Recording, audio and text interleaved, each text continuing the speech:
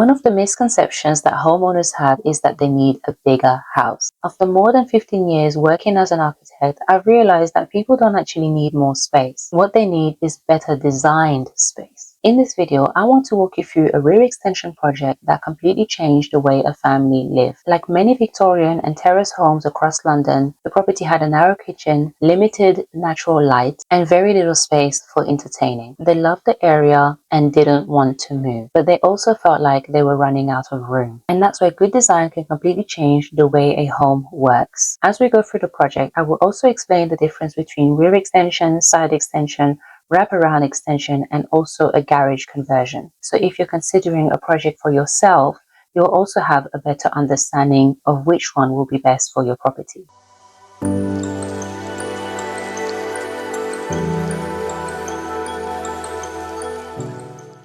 Before we look at the project itself, let's quickly talk about the most common extension types. The first is the rear extension. This is probably the most common type of extension we design. It extends the house into the garden and creates additional space at the back of the property. Then there's the side extension. These are particularly popular on Victorian terrace properties across London, where sometimes you will have an unused alleyway running alongside the kitchen. By incorporating that narrow space into the home, you can dramatically improve the layout without getting very far into the garden itself. The third option is a wraparound extension. This combines both the rear and side extension to make a more open plan space. These can completely change the ground floor plan of a property when designed correctly. And finally, the garage conversion. For some homeowners, converting existing space can actually feel a lot more meaningful rather than extending their property altogether. A garage conversion can become a home office, a guest bedroom, or even a small business workspace. The right solution completely depends on how you live and what you are trying to achieve. Now let's go back to the project. When I first visited the property, it was obvious what they immediately needed. The kitchen was narrow, natural light struggled to reach the back of the house, the dining area felt disconnected to the kitchen and to the garden, and in terms of entertainment and having guests around, it's clear that the flow and the layout plan just wouldn't be ideal. The house wasn't necessarily small, it's just that it wasn't working efficiently. Most homeowners think that they need more square meters, but the reality is that the existing space is not arranged properly. The family told me something that I hear on a regular basis, and that was that we love the house, but the functionality of it all just doesn't seem to work. And that's a very important distinction. They hadn't outgrown the property, they had just outgrown the layout. As architects, we don't start by asking how much space we want to build, but we ask, how do people want to live? Where do they spend most of their time? How do they cook? How do they want to entertain?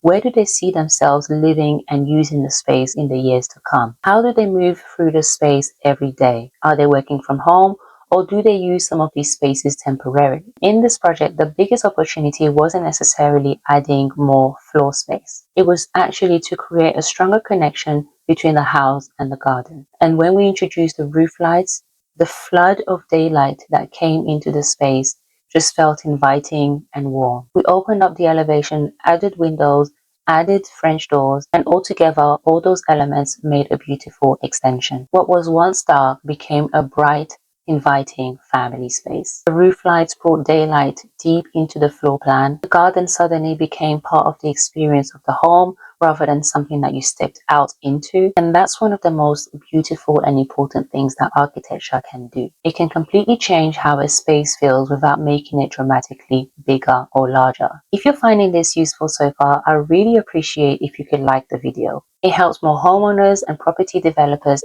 find this content, and it helps me to know that you would like to see more case study projects just like this one. Now let's talk about something that most people do not consider until construction begins. Know that every project has its challenge, and this one was no different. One of the biggest concerns was managing our neighbor relationships throughout the process. When you're building close to neighboring properties, communication becomes incredibly important. Most objections aren't actually about the extension itself, but it's often about uncertainty, and people genuinely want to understand what is going on. The other challenge that I usually come across on projects is access. Like many London properties, getting the materials from the front of the house to the rear is not always an easy process. Every brick, every steel beam, every bag of materials, all of these had to be carefully planned. And these are the types of issues homeowners do not consider or even imagine would be an issue until they start construction. This is where having a design team will save a huge amount of stress. A lot of people think that architects simply produce drawings. Good architectural design is a lot more than that. It's about helping you avoid the expensive mistakes. It's about understanding the planning requirements, and it's about creating spaces that are good to live in. Perhaps most importantly, it's about creating spaces and designs that you believe your clients will love for the years to come and that will stand the test of time. I believe that a well-designed extension should feel as though it has always been there. It shouldn't feel like an afterthought, but it should improve the flow, improve natural daylight, and improve the connection to the garden, and ultimately improve the way you also live. One of the reasons I created my extension guide ebook was because I found the same questions arise from homeowners before the projects began. And those questions were usually, how much should I extend? How much would the construction cost? What is planning? What is building control? How is an architect going to really have an impact on the project, and so forth. The guide walks through the project step by step and is designed to help homeowners make better decisions before they even take on a project. I'll leave details below and the link in the description if you want to know more. When you look at the before and after of this project, the most noticeable thing isn't the additional space itself. It's actually the feeling and the fact that the house feels brighter and more inviting, more connected, more welcoming, and more suited to the family's lifestyle. And that's what great architecture is all about. Not simply adding square meters, but creating spaces that improve the way people live every single day. If you're considering a rear extension, a side extension, a wraparound extension, or a garage conversion, don't start by asking how much you can build, but ask yourself, how do you want to live? Because the best extensions aren't necessarily the biggest ones, but they're the ones designed around the people that call them home. If you enjoyed this video, like, subscribe, and share, and I will see you in the next one.